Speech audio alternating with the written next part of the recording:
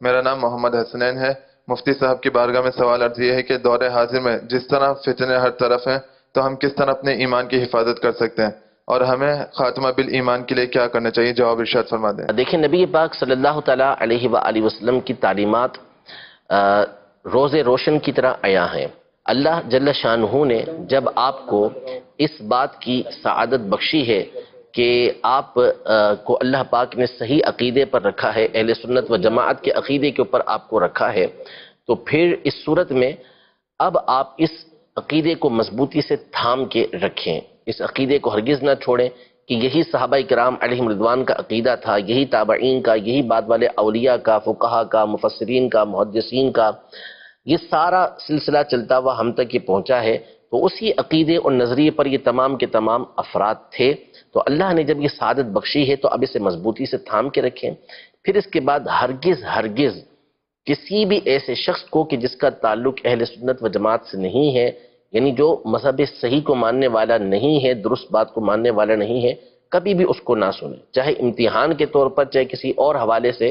ہرگز اس کو نہ سنیں، ورنہ شیطان کسی بھی لمحے آپ کے اوپر حملہ کرے گا تو نتیجہ یہ نکلے گا کہ آپ اپنے صحیح عقیدے سے ہاتھ دھو بیٹھیں گے۔ حدیث پاک میں یہ فتنے کے دور کے بارے میں فرمایا کہ ایسے فتنے ہوں گے کہ جس میں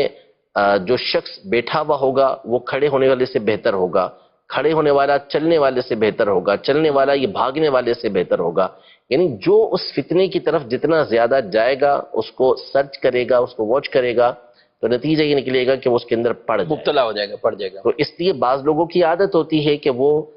کرتے یہی ہیں کہ وہ سنتے ہیں اور پھر نتیجہ یہ نکلتا ہے کہ جو اچھے بھلے عقیدے پر ہوتے ہیں اس سے راہ راست سے ہٹ جاتے ہیں۔ تو اللہ نے جب آپ کو یہ سعادت بخشی ہے کہ آپ کا عقیدہ اور نظریہ درست ہے اور آپ علماء اہل سنت کے طریقہ کار پر چلنے والے ہیں، اور نبی پاک صلی اللہ علیہ وسلم نے واضح طور پہ فرما دیا کہ درست جو لوگ ہیں ما انا علیہ و اصحابی، وہ وہی ہیں جس پر میں اور میرے صحابہ ہیں، اور وہی طریقہ اہل سنت و جماعت کا ہے۔ اب ساری دنیا کے اندر دیکھ لیں، سواد اعظم جس کو نبی پاک صلی اللہ تعالیٰ علیہ وسلم نے فرمایا کہ اتبعوا السواد العظم، سواد اعظم کی پیروی کرو، یعنی بڑی جماعت کی پیروی کرو، تو ساری دنیا میں جو عقائد و نظریات آپ کو ملیں گے وہ وہی ملیں گے جو اہل سنت و جماعت کے ہیں۔ تو لہٰذا آپ مضبوطی کے ساتھ اسی کو پکڑ کے رکھیں اور دوسری چیزوں کی طرف نہ جائیں، اسی میں آپ کے لیے عافیت ہے۔ ورنہ بہرحال ایمان کے ڈاکو یہ ہر جگہ پر بیٹھے ہوئے ہیں، فتنے پھیلانے والے یہ ہر مقام پر بیٹھے ہوئے ہیں، کسی بھی لمحے آپ کا ایمان اچک کر لے جا سکتے ہیں اور آپ پھر اپنے ایمان سے ہاتھ دھو بیٹھیں گے۔ تو اللہ نے جو سعادت بخشی ہے، دعوت اسلامی کا مدنی ماحول دیا ہے، تو اسی کو مضبوطی سے تھام کے رکھیں، انشاءاللہ تبارک و تعالی عقیدے اور عمل دونوں کی حفاظت ہوگی۔ اور یہ بھی روایت میں فرمایا گیا کہ ایک زمانہ آئے گا کہ صبح مسلمان ہے تو شام کو کافر، شام کو مسلمان ہے تو صبح کافر، وہ یہی فتنے ہوں گے اور اس طرح کے افراد ہوں گے جن کی وجہ سے ایمان سے بندہ ہاتھ دھو بیٹھے گا۔